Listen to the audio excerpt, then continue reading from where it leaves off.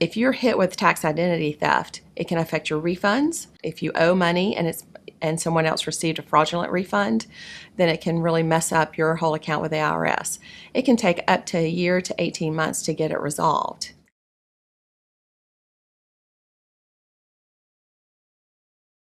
The IRS has mandated that we electronically file all returns. And so when we try to do that, we get an error message. It gets rejected because someone has already filed a return under that same Social Security number.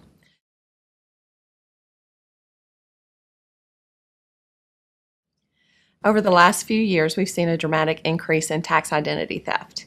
We see in the newspaper different cases that come out of either a military base. There was a big case down in Savannah where there were over 300 identities stolen by a payroll clerk at the Army base.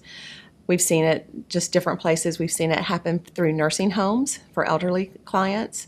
Probably the worst case we had was a family who lost a small child, and when we went to file their tax return, that child's identity had been stolen.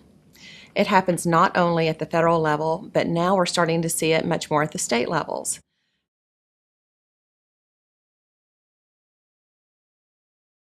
There are certain things you can do if you feel like you're the victim of identity theft, either as a consumer or as a taxpayer.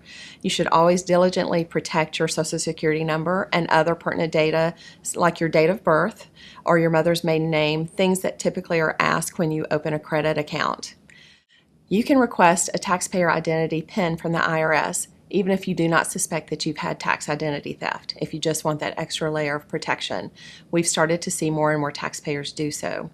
That's a pretty good idea, even though it takes a little while to get that through the process. Once you get that PIN number, they will send you a new one each year that's a unique 6-digit number to go ahead and include in your tax return to let them know that that is you that's filing the return. The IRS actually is trying to improve, and it has made great strides in the last few years because it was growing by hundreds of thousands of cases a year. The only problem is that the process takes so long because there are so many people affected by it.